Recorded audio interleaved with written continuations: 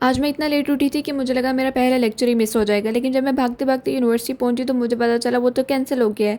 आखिर मेरे साथ ही ऐसा क्यों होता है। अब और कुछ तो करने में था नहीं, तो मैंने कहा अब जाकर अपनी असाइनमेंट ही प्रिंट करवा ली, क्योंकि आज उसकी सबमिशन थी। और आज मैं इतना ज़्यादा नर्वस थी कि अगर आज भी मैंने अपनी असाइनमेंट गलत बना दी हुई तो क्या होगा। लेकिन सबने मेरे जैसी ही बनाई हुई थी, तो इसका मतलब ये है कि या तो सबने गलत बनाई है या फिर मैंने भी सही बनाई है।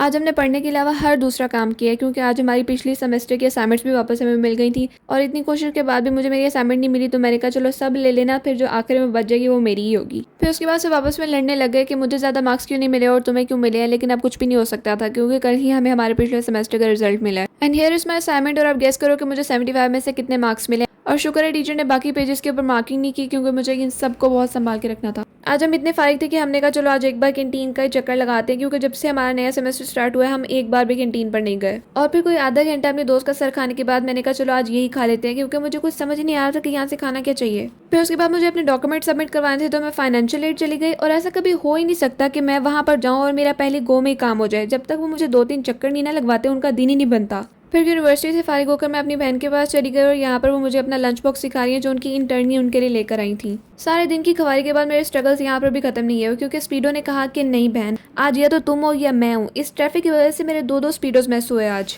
And that's it for today, hope you guys have enjoyed it. Okay bye.